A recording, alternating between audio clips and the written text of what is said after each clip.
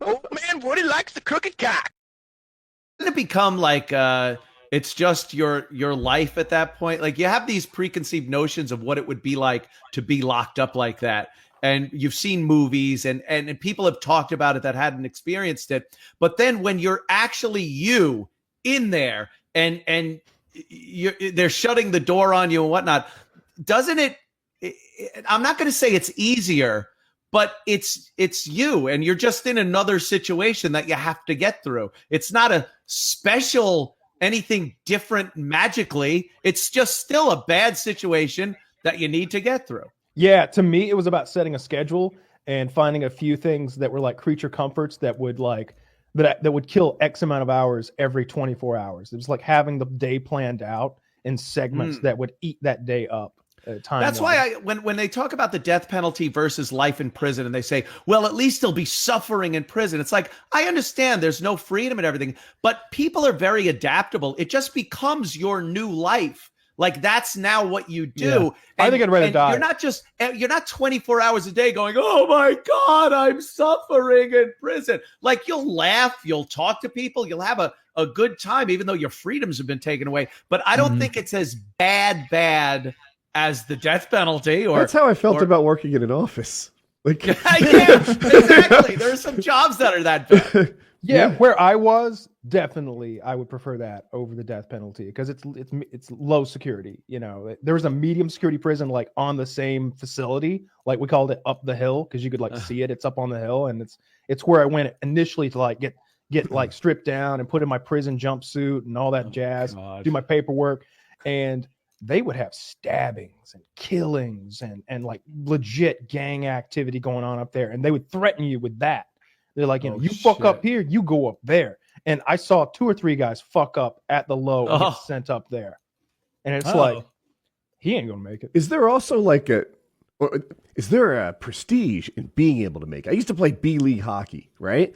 And some of those guys would do well in A-League hockey. And it was like, yeah he's playing with us, but only because he prefers Sundays to Tuesdays. Yeah. Well, there's a couple different classes.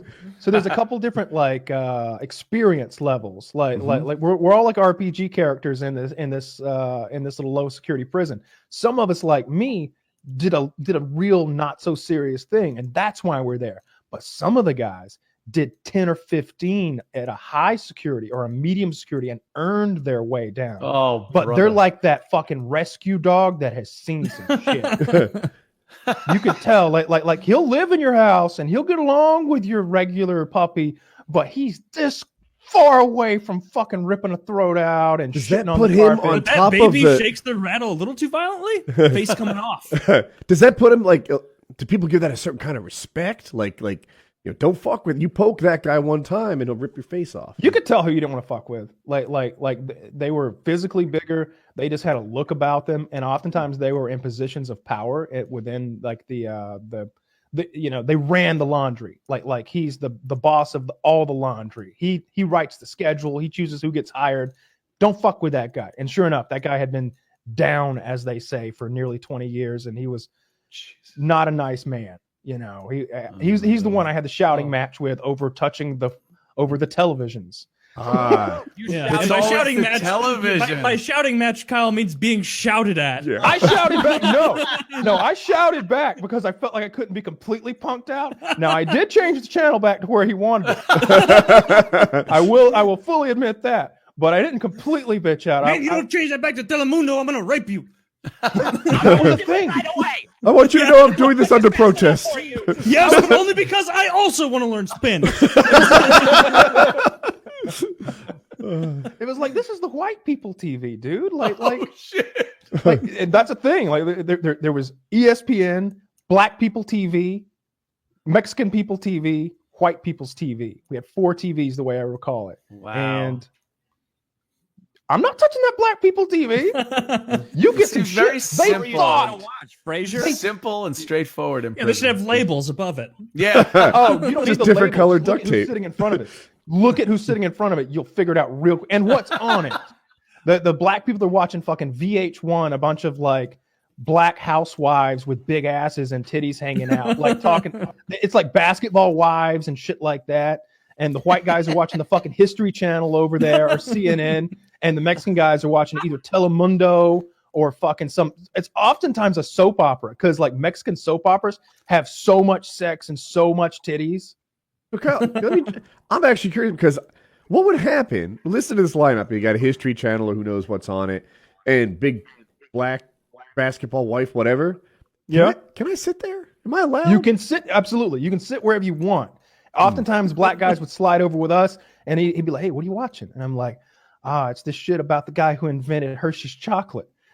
It's History Channel. It's like the history of like American products. I'm like, this is the motherfucker that invented cornflakes. And he's like, God damn, I love cornflakes. He like tunes his headset in to like learn about, and me and this black guy who's like scary as fuck learn about cornflakes that day. I might turn that brownie into an Oreo just by sitting there. Yeah. There's no issue. You could sit wherever you wanted. I actually, as long as there's room. As long as there's room, because there is assigned seating. Not only there's assigned spots, which is where the chair goes, and there are assigned chairs, and they're very different things. Wow. Now, he's not going to take your chair, but he will take your fucking spot that the chair is in.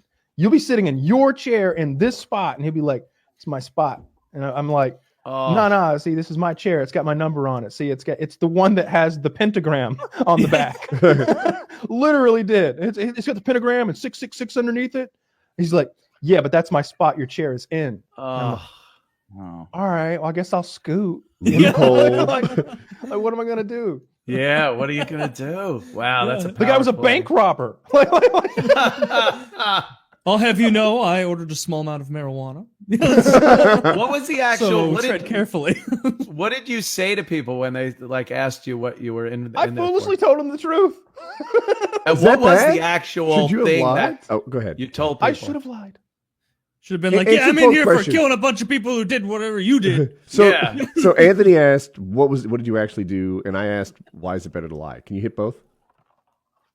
Well, I told him the truth. I told him exactly what I was there for, because I thought maybe that would, they'd be like, that's bullshit, dude. Don't worry. You'll be out in 30 days. It's cool. You know, this and that. No need for me to rape you. You'll be, I don't even have enough time to teach you how to suck good dick in 60 days. You know, you thought the prisoners would say, "Oh, you don't belong here. We're going to be a lot." Some did. Some were like, "That's bullshit. Yeah. I killed a cop." You know, but like some of the what I should have said is like trafficking. I was moving like 10 pounds of methamphetamine. Trafficking sounds good. Trafficking. Yeah. I was charged with trafficking at one point. I beat the rap on that one. And not that I beat the rap. I didn't do it. I was innocent. So I said, so I told lawyer fuck me. Shit, he warned me about this. So I should have said something like that was more impressive and a little more prestigious, and suggested that I was a little more hardcore than I actually was. Because what happened was, and I've told the story before, so I won't like dwell on it too much, is like they thought maybe I was part of 60 Days In. Maybe there's some kind of I'm a narc. God, right. I'm part of some, maybe I'm a narc or something. I'm there to like get him. So they a lot of the guys wouldn't talk around me about anything. Not that they were up to no good, but like they had knives, and not knives to hurt people, but knives to like cut up food. You know, you're not allowed a real fucking knife to cut up an onion. Probably do both. You're not allowed an onion. like the onion itself is contraband, and the knife to cut the onion is also contraband. And it was a while before I learned the hidden places where all the knives were. And there were a lot of knives hidden in like various spots. And I'd be like, hey, I really need a knife. He'd be like, yo, what kind of knife you need? Weto. He called me Weto, which means whitey, I think, in Spanish. Yeah. I should have said I was in for something scarier, because they thought, a lot of guys thought I was a narc and didn't like me. And some of the guys, I was warned that, we lost Anthony, I think maybe. Hold on. And then I had one incident where I was in my bunk reading a book, and this guy that I was friendly with, this like 50, 60-year-old black guy who I had told, like, hey man, when I get out, you can have my radio and my headsets, which is like giving him $120 of prison money, essentially, which is a big deal. It comes slowly. It comes real slowly. You can only use it's the whole thing. And his radio was busted, and I wasn't going to be. Who needs a fucking Walkman radio on the outside? You know what I mean? So I was like, hey man, when I leave, this is yours. And he was like super appreciative. So he comes to me one day and he's like, yo, just want to let you know there's some guys up there talking and they want to get with you. Oh no.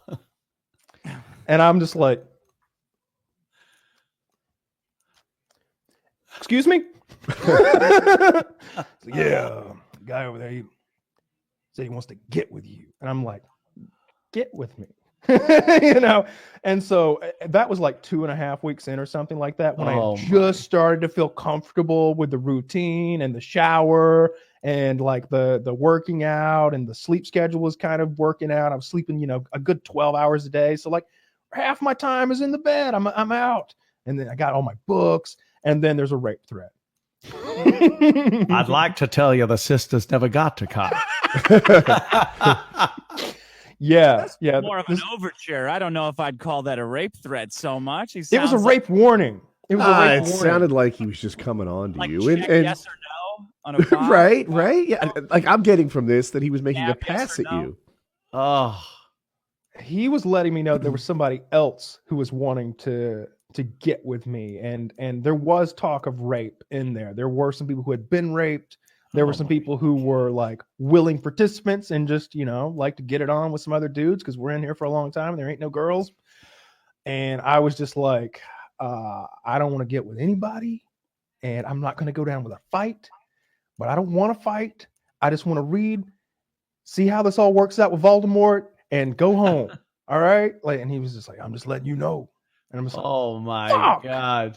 Fuck. I was so stressed out after that. And you can't tell anybody. Like the last thing I'd want to do in that situation is like get a guard and like, excuse me, Officer Moore, there's a bad man somewhere who wants to rape me. Like, oh God. I'd have gotten raped if I'd done that. That would have been a rape. That's the worst part of prison. Like, that's the part that prison just seems like, oh, you hang out, you get your meals, you might have to get into a fight every so often, but like, it's the rape part that really makes people not want to go to prison. Yeah. Yeah. Because like, aside from the rape, it wasn't that bad. Yeah. See, it's like, you hang out. It's camp. If I didn't have like, I've got a nice life on the outside. I really enjoy my life. I have all these freedoms. I have great family and friends, and I really enjoy my house. And I like watching movies and playing video games. I like going out with my friends. I like doing this and that. So not having that was a real problem. But I feel like if I was just like a criminal, it's like, well, shit, this is just like everyday life. You know, we had TV, we got cable TV. You get to work out. You got gym equipment. Well, homemade gym equipment, but gym equipment nonetheless. You know, it's not so bad. The food is okay. So yeah, don't go to jail. It's not fun. Don't go to jail. You don't want to go to jail. It's not fun. Yeah. Well, that great advice. Don't go to prison. Yeah, that's my advice. Mm-hmm. So I know we're working on a little. Dick, can you say something? And hear us now. Yeah, I've been writing Dick so as not to disturb the show. But we did all this work pre-show. We spent like 10 minutes on it or 5 minutes on it. And I gotta use the restroom. I ended on that note. I love the wordplay. That was the best shit I've ever heard.